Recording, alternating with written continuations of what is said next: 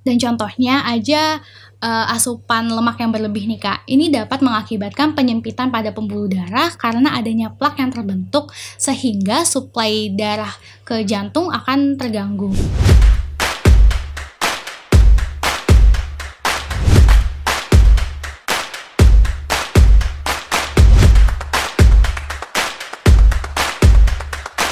Selamat datang di Lini Podcast, ngobrol lebih dekat dengan gaya hidup sehat. Halo sahabat sehat, perkenalkan saya Viola Josephine Sirat, mahasiswa program studi Dietitian IPB University. Nah, di episode kali ini kita akan membahas tentang hobi olahraga bisa cegah PJK. Tapi sebelum itu, sahabat sehat jangan lupa untuk view, like, comment, share, dan subscribe channel Lini Sehat ya. Dan hari ini saya tidak sendiri, saya ditemani rekan saya yaitu Kak Akila. Boleh dong Kak Akila perkenalkan diri. Halo Kak Viola dan halo sahabat sehat semua. Perkenalkan saya Akila Maharani, mahasiswa program studi Dietitian IPB University. Oke. Nah, sebelum kita lebih jauh nih Kak Akila, kita mulai dari pengertian dari PJK itu sendiri. Penyakit jantung koroner. Apa sih Kak? Nah, menurut Kementerian Kesehatan, penyakit jantung koroner ini adalah salah satu masalah kesehatan yang cukup serius ya Kak di dunia. Karena kondisi ini terjadi ketika arteri yang memasok darah ke jantung itu tersumbat, yang menyebabkan aliran darah jadi terhambat sehingga otot jantung itu tidak mendapat pasokan darah yang cukup.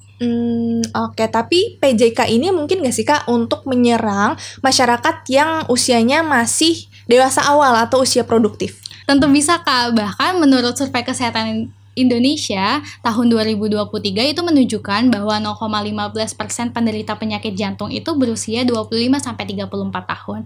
Kelihatannya angka ini memang cukup kecil ya Kak, tetapi ini tidak menutup kemungkinan bahwa kita yang berusia muda ini juga bisa terkena penyakit jantung. Oh, ternyata penyakit jantung itu tidak memandang usia ya, bisa menyerang siapa saja begitu ya. Betul. Oke, kira-kira faktor risiko dari penyakit jantung koroner atau PJK ini apa sih Kak, supaya kita tahu nih dari akar permasalahannya itu apa? Berdasarkan jurnal analisis, faktor dari PJK ini kan terbagi dua Kak. Ada yang bisa diubah dan tidak bisa diubah. Nah, salah satu faktor yang bisa diubah adalah gaya hidup. Nah, gaya hidup yang gak sehat itu akan memperbesar peluang kita untuk terkena PJK. Nah, beberapa hasil studi juga menyebutkan bahwa kebiasaan makan tinggi lemak, kolesterol, gula, garam, dan juga diikuti dengan asupan serat yang rendah itu berpengaruh pada kejadian PJK. Dan contohnya aja asupan lemak yang berlebih nih Kak. Ini dapat mengakibatkan penyempitan pada pembuluh darah karena adanya plak yang terbentuk sehingga suplai darah ke jantung akan terganggu. Nah, konsumsi gula berlebihan itu juga dapat meningkatkan kadar kolesterol jahat di dalam tubuh yang akan menyebabkan penumpukan plak itu tadi. Nah, sedangkan konsumsi garam yang tinggi ini dapat meningkatkan tekanan darah yang dapat meningkatkan resiko penyakit jantung koroner. Belum lagi kebiasaan kita yang suka rebahan, terus juga mager untuk olahraga, ini kan jadi nggak seimbang ya Kak dengan pola makannya.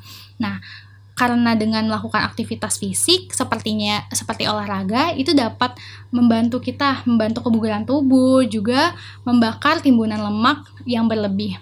Nah, belum lagi kebiasaan kita nih Kak yang suka rebahan dan juga mager untuk olahraga, ini kan jadi nggak seimbang ya Kak dengan pola makannya tadi, karena melakukan aktivitas fisik seperti olahraga itu dapat membantu kebugaran tubuh dan juga membakar timbunan lemak yang berlebih. Jadi HDL atau kolesterol baik ini bisa lebih stabil. Kayak emang banyak banget sih ya sekarang makanan yang viral-viral, tapi dia mengandung yang tinggi lemak gitu ya, tinggi natrium, juga tinggi gula begitu ya. Tadi juga Kakak sempat mention kalau misalnya olahraga bisa jadi salah satu cara ya untuk mencegah dari PJK ini. Oke, bagaimana sih berarti olahraga ini mencegah PJK? Kan sekarang kebetulan olahraga lagi tren nih, kayak run maraton, pilates, yoga. Nah, itu gimana Kak? Dengan adanya tren ini itu merupakan hal yang baik ya Kak. Jadi sudah terbentuk nih lifestyle orang-orang, lifestyle ke arah hidup sehat. Nah, manfaat dari olahraga sendiri itu banyak Kak. Di antaranya itu dapat meningkatkan kadar HDL dalam darah, menurunkan berat badan, kolesterol, gula darah, dan juga tekanan darah akibat dari pola makan kita tadi yang gak sehat. Nah, selain itu dari olahraga ini juga dapat membantu memperkuat otot jantung, membuat aliran darah ke jantung juga lebih lancar, dan juga olahraga ini efektif Kak untuk mengelola stres yang biasa dialami usia kita. Oke, berarti olahraga ini bisa mencegah PJK yang disebabkan karena gaya hidup yang kurang sehat dan juga akibat kondisi stres begitu ya. Nah, memang bagaimana sih olahraga ini dapat mengelola stres sehingga dapat mencegah risiko dari PJK tadi? Menurut studi meta-analisis, ketika kita mengalami stres, tubuh kita akan merespon dengan mengeluarkan hormon-hormon stres seperti hormon kortisol dan juga adrenalin. Nah, peningkatan hormon kortisol dan adrenalin ini akan berdampak pada peningkatan tekanan darah. Nah, kondisi stres yang berkepanjangan itu juga dapat meningkatkan kadar kolesterol, gula darah, dan juga tekanan darah yang akan mendorong terjadinya penumpukan plak pada pembuluh darah.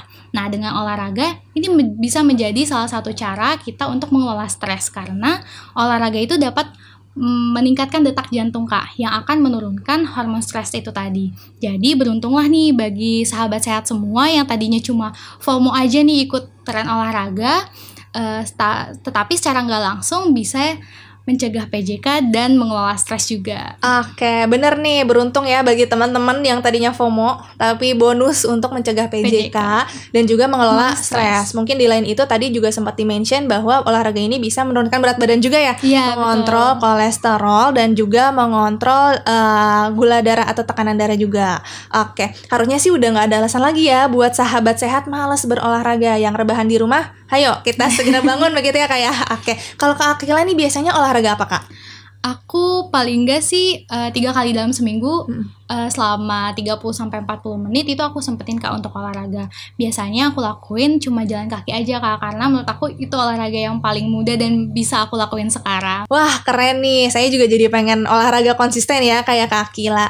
Oke, dari tadi Kak kita bahas soal manfaat olahraga. Nah kira-kira Kakak boleh kasih nih rekomendasi cara manajemen olahraga yang tepat kepada sahabat sehat? Menurut Kementerian Kesehatan, kita itu disarankan olahraga minimal 5 kali Kak dalam seminggu selama 30 menit dalam seharinya, atau paling enggak dalam seminggu itu kita luangkan waktu selama 150 menit untuk olahraga. Nah, olahraga yang disarankan untuk mencegah PJK diantaranya itu olahraga dengan intensitas sedang Kak, seperti gerakan aerobik, contohnya kayak berlari, jalan kaki, dan juga senam aerobik low impact.